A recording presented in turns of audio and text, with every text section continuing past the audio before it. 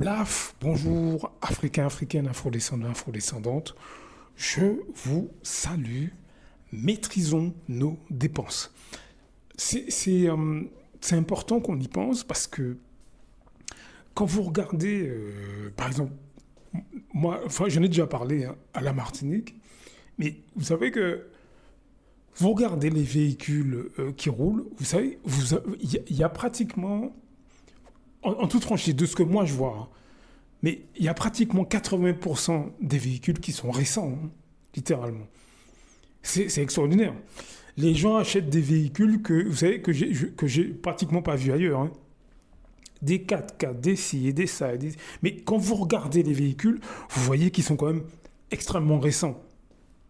Et ce qui est étonnant, c'est que les gens qui roulent les véhicules les plus imposants, avec le temps, ben, je me suis rendu compte que ce ne sont pas eux qui ont le plus gros salaire. Hein. Loin de là. J'ai vu un gars une fois, j'étais dans le nord de la Martinique. J'ai vu un gars une fois que j'avais déjà croisé, parce que j'avais pris le bus sur Fort-de-France. Et par hasard, hein, j'étais dans le nord et puis je vois passer le gars. Donc le gars, en fait, il est chauffeur de bus. De ce que j'ai compris, hein, parce que je l'ai vu conduire le bus, donc je suppose que c'est son boulot. Le type roule un 4x4. Alors, je ne sais pas si c'est à lui, hein, mais moi, j'ai l'impression que c'était à lui. Mais vous verriez la taille du véhicule. Mais, mais quand j'ai vu la largeur, la hauteur, la longueur du 4x4, mais je me suis dit... Alors, je ne vais pas dire la barque, mais... c'est extraordinaire, avec des jantes. Les jantes sont. Le diamètre, c'est haut comme une maison. Le 4x4, il a une longueur qui ne termine pas. Mais je vous assure, hein, et puis avec les couleurs qui vont bien. Parce qu'il faut en plus le 4x4 fait un peu rallye comme ça, vous voyez. Donc, je me suis dit, bon, il y a un moment donné. Je me suis posé la question, mais combien coûte ce type de véhicule? Moi aussi, j'aime bien les 4x4, attention. Hein. Je ne suis pas en train de dire que c'est pas beau ou quoi. Non, c'est pas ça du tout. Non, ce que je dis, c'est que même moi qui aime les 4x4, je vois le budget qu'il faut pour rouler ce type de véhicule, mais c'est pas donné. Donc, vous savez ce que j'ai fait? J'ai été, alors, quelques semaines plus tard, j'ai été voir chez un concessionnaire, voir un peu déjà le prix de ce type de véhicule. J'aurais pu regarder sur l'internet, mais je voulais quand même aller sur place, voir les prix en Martinique de ce type de véhicule. Mais c'est extraordinaire. Vous savez que le 4x4 que j'ai vu chez un concessionnaire, ça monte à 38 000, 39 000 euros neuf, hein. Moi, il me semble que le 4x4 que le gars roulait était neuf. Alors, c'est pas pour critiquer le gars, ni jalouser ou quoi, c'est pas ça du tout. C'est simplement, la question que je me pose, moi, c'est... enfin, quand j'ai posé la question, moi, au vendeur, l'assurance pour ce type de véhicule, l'entretien, etc., les pneus, etc., alors, certes, ils offrent des garanties, mais... au final, c'est pas donné. Ce que vous payez par mois pour ce type de véhicule, alors moi, le gars m'avait dit à l'époque, c'est de 300, ça montait à 300 et quelques euros ou pratiquement 400, enfin un truc dans ce genre-là. Enfin, quand on met les choses bout à bout, ben écoutez, en termes de budget, je trouve que pour un gars qui est chauffeur de bus, alors peut-être qu'à côté, il fait beaucoup de choses, etc. Et moi, je lui souhaite, encore une fois, il n'est pas question de le critiquer ou de jalouser ou quoi, c'est pas ça, hein, c'est pas ça du tout. Mais quand même, c'est quand même un budget, hein, ce type de véhicule. Et quand vous regardez, alors, vous avez des gens aussi à la Martinique qui ont des pavillons énormes, qui ont des... alors plus le coût de la nourriture, parce que vous avez entendu ce qui se passe chez nous. Pour ceux qui ne savent pas, il y a depuis plusieurs mois déjà, il y a tout un mouvement contre ce qu'on appelle la vie chère. Vous voyez? Donc quand on met tout ça mis bout à bout, quand même, ben, moi je me pose la question comment les gens font? Eh ben, quand on fait des recherches, ben, on constate que une majorité des gens ne s'en sortent pas, tout simplement. Ils ne s'en sortent pas. Ils ne s'en sortent pas, ils n'y arrivent pas. Mais c'est dû, à mon avis, certes, la vie est chère et tout ça, bien sûr. Mais c'est dû aussi à la façon dont ils gèrent leurs dépenses, à mon avis. Par exemple, encore une fois, il n'est pas question de critiquer, mais il y a des gens qui n'ont pas spécialement besoin dans leur journée d'avoir un véhicule aussi énorme, par exemple. Alors, il y a des gens qui travaillent, par exemple, avec leur voiture. C'est totalement différent. C'est totalement différent. Mais je me suis rendu compte que, quand même, mais en fait, beaucoup de Martiniquais, nous gérons un petit peu mal notre budget, même si, certes, la vie est chère, d'accord, mais on a quand même tendance à consommer pas mal.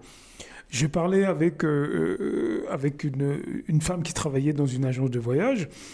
Donc, elle m'expliquait un peu vous savez, les croisières, etc. En Martinique, nous sommes très consommateurs de croisières. Quand Noël arrive, on achète du champagne.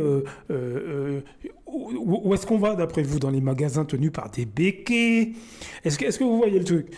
Donc, je crois que nous avons un problème de budget. C'est pas propre aux Martiniquais, hein.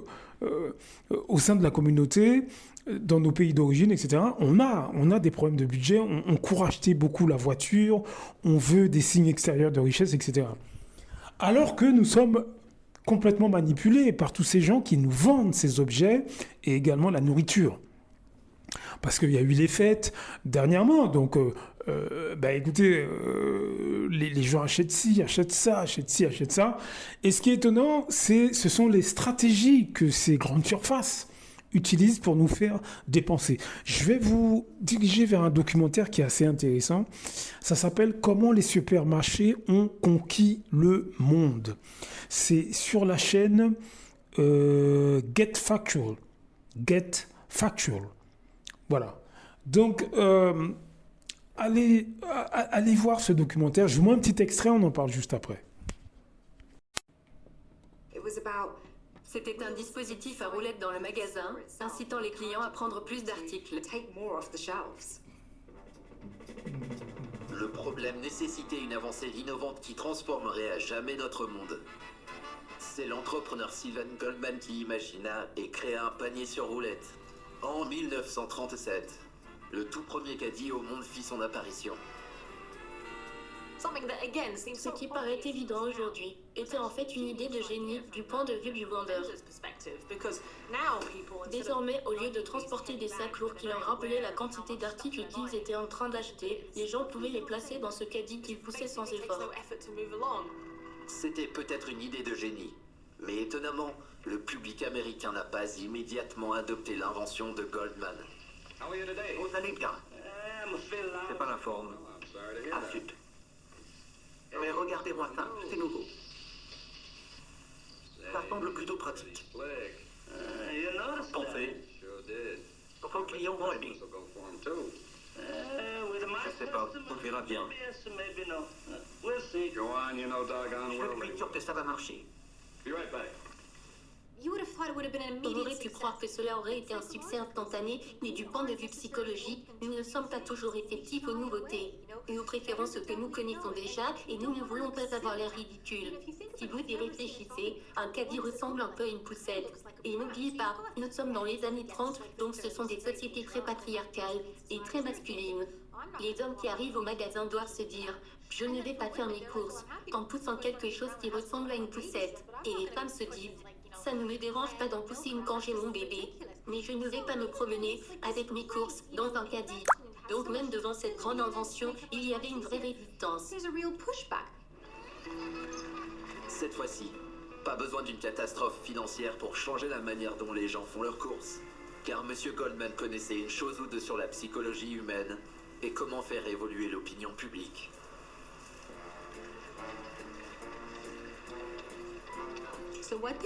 Ce qu'ils ont fait, c'est qu'ils ont engagé de très beaux acteurs, très bien habillés, pour venir et pousser tes caddies. Donc on voyait toutes ces belles personnes qui poussaient individuellement ou qui poussaient en couple. Et les gens commençaient à le remarquer. Et ils voyaient ces personnes qui semblaient avoir une meilleure vie qu'eux, en train de pousser un caddie sans souci. C'est là qu'une association entre le caddie et quelque chose d'enviable s'est créée. Les caddies s'élancent enfin, et les propriétaires de supermarchés découvrent rapidement que les clients les remplissent de plus en plus vite. Le caddie a totalement révolutionné la façon dont les clients font leurs achats. Plutôt que d'être limités par ce qu'ils pouvaient porter dans un panier ou dans leurs mains, ils étaient encouragés par ce petit caddie à acheter davantage.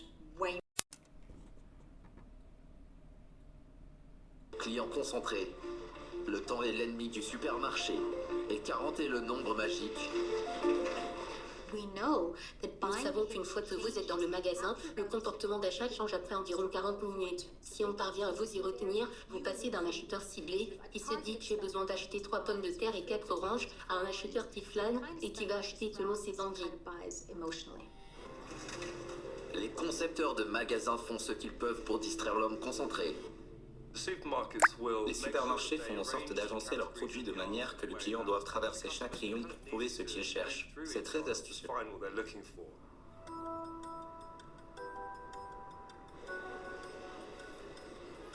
Mais tout est une question d'équilibre pour chaque client susceptible d'être persuadé. Il y en a beaucoup qui n'ont tout simplement pas le temps. Les supermarchés s'assurent de s'adapter aux deux types. Autrefois, la boulangerie était une catégorie placée vers l'arrière du magasin. C'était une destination au sein du supermarché. Mais à présent, pour quelqu'un qui veut juste peut-être prendre un croissant, il positionne certains de ses produits vers l'avant du magasin pour vraiment faciliter la tâche du consommateur qui souhaite juste acheter un article et repartir rapidement. Mais la façon la plus évidente d'inciter les gens à passer plus de temps dans les supermarchés, c'est de faire une bonne première impression. Ce n'est pas un hasard que lorsque vous mettez pied dans un supermarché dans n'importe quel pays du monde, la première chose que vous voyez, ce sont les fruits et les légumes frais. C'est toujours la première section, car c'est la plus colorée et la plus attrayante. Mais ce n'est pas seulement une question de couleur. Les supermarchés à travers le monde exploitent minutieusement tous vos sens. L'odeur du pain et des pâtisseries fraîchement préparées sur place vous met l'eau à la bouche. Et un client affamé a tendance à acheter plus que nécessaire. Voilà, vous avez entendu, vous voyez un peu les stratégies que ces grandes surfaces utilisent, mais il n'y a pas que les grandes surfaces, hein. Il y a des magasins, il y a pas mal d'enseignes, de vêtements, de voitures, de tout ce que vous voulez, qui nous incitent finalement à dépenser bien plus par rapport à ce dont nous avons réellement besoin. Donc, je crois qu'à un moment donné, il va falloir qu'on se pose des questions sur la manière dont nous consommons, comment nous abordons la consommation, les manipulations marketing, etc., qui nous poussent à consommer. Surtout que, encore une fois, hein, nous sommes une communauté ou des communautés, que ce soit même ou des sociétés, hein, des sociétés où notre poids économique, on n'a pas un poids économique énorme. Et en fait, je crois même dire qu'on n'a pas un poids économique énorme, je crois que c'est pas vrai, pour être honnête. C'est pas vrai, parce que quand vous regardez, en France, on n'a pas les chiffres. Mais vous savez, à un moment donné, je crois que j'en ai déjà parlé dans un audio, j'étais... il y a longtemps de ça, j'habitais à Londres à l'époque, j'ai habité longtemps à Londres, j'étais tombé sur un article qui expliquait, c'était un noir américain qui expliquait que la communauté noire américaine est bien plus riche qu'elle ne veut bien le dire, sauf que tout cet argent, en fait, va dans les voitures, c'est ce qu'il expliquait, va dans les voitures, va dans les vêtements de marque, etc., etc., etc., les grosses maisons, etc. Et ce journaliste afro-américain expliquait que finalement, la communauté afro-américaine veut impressionner des gens qui s'en fichent d'elle, veut se montrer devant des gens qui en ont rien à faire d'elle. Et finalement, elles achètent les produits venant d'industriels qui s'en foutent d'elles complètement. Et en fait, il expliquait que d'un point de vue économique, on a quand même beaucoup de choses à observer. De mon point de vue, je vous dis franchement, de mon point de vue, moi j'ai l'impression que dans la sphère francophone, c'est un petit peu la même chose. Hein. On doit apprendre à maîtriser nos budgets, alors je dis pas de pas se faire plaisir, je dis pas de pas acheter de voiture, je dis pas de pas acheter de vêtements, c'est pas ce que je veux dire.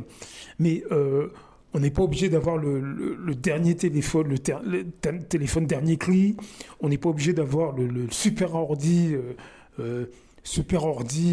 dernier cri. On n'est pas obligé d'avoir tous les abonnements possibles et imaginables, que ce soit Netflix ou que ce soit tous ces trucs de musique, etc. On n'est pas obligé d'avoir tout ça. Alors, je ne dis pas de ne pas les avoir, mais je veux dire qu'on n'est pas obligé de cumuler tous ces trucs-là, plus la belle voiture, le téléphone, la montre qui va bien, etc. Donc, je crois qu'on a une réflexion à mener.